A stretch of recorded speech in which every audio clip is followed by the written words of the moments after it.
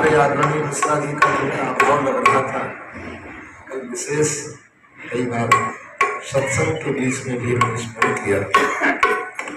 आदरणीय लक्ष्मी नारायण मिश्रा जी, हमारी सपत्नी, दोनों लोग सपत्नी का सत्कार करते हैं।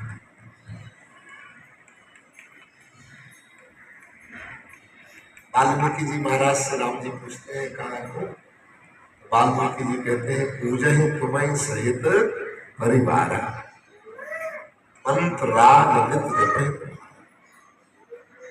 परिवार के सहित आप पूजन करें, सत्संग करें, सुखो मिले। परिवार के सहित आपका पूजन करें, सत्संग करें, दर्शन करें और ध्यान करें। ऐसे के सदा सदा के लिए आप घर में निवास करें, उसका घर अपना घर बने। राम जी भी संतों के बताए के अनुसार ही रहते हैं। राम जी भी मनमाने तरीके से नहीं रहते।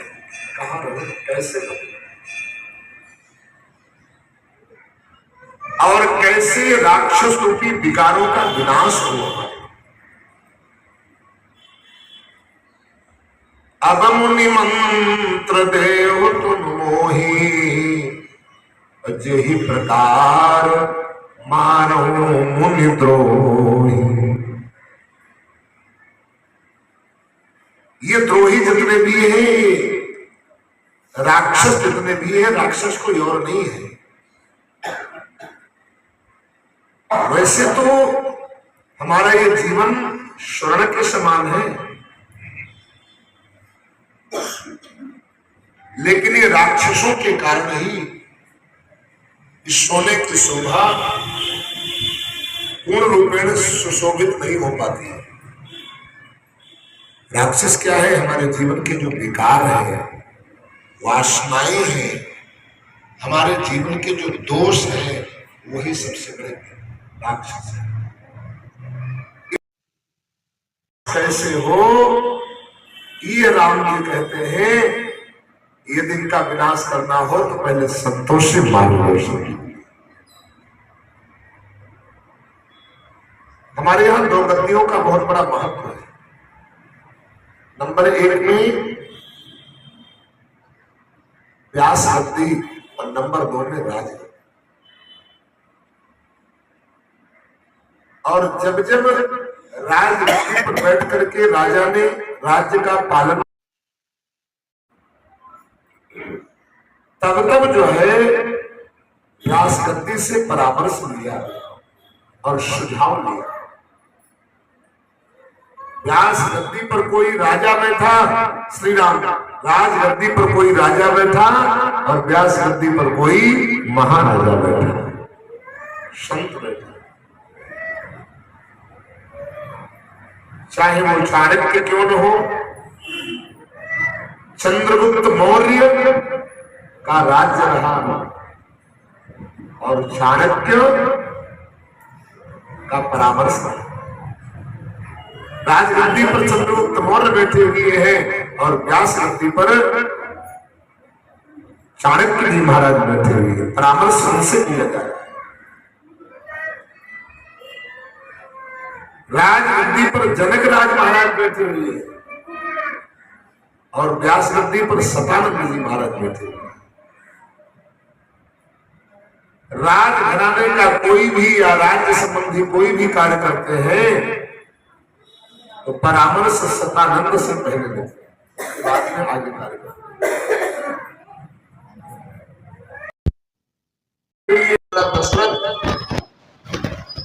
लेकिन व्यास गद्दी पर बैठे हुए हैं पूज्य श्री वशिष्ठ महाराज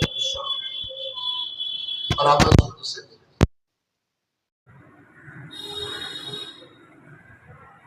इसी प्रकार से भले ही हमारे राष्ट्र का राज्य हो या देश का राज्य हो, प्रदेश का राज्य हो या घर का ही हमारे राज्य हो, संकेत हमें ये मिलता है घर में भी हम सुकून पूर्वक राज्य तभी कर पाएंगे जब व्यास गद्दी पर बैठे हुए कोई संत विद्वान आचार्य का समय समय पर परामर्श लेते रहेंगे, तभी हमारा वो घर में बैठे हुए हमें हम सुकून पूर्वक राज्य कर सकते हैं। परिवार सुंदर चल सकता है, परिवार हमारी प्रजा है। और परिवार में खुशियां कैसे आए, परिवार के 3 प्रकार के ताप कैसे नष्ट हो, कोई भी ताप न रहे, इसके लिए व्यास गद्दी की आवश्यकता पड़ती है, इसके लिए सत्संग की आवश्यकता पड़ती है।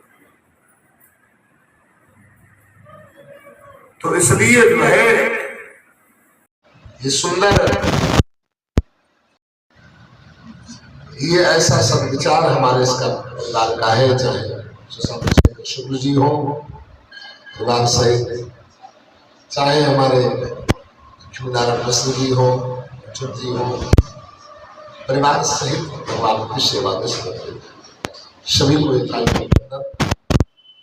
आदरणीय हमारे केवल मिश्र जी पूर्ण रूप में जब से मिले हैं समर्पित भाव से सेवा में लगी हुई है।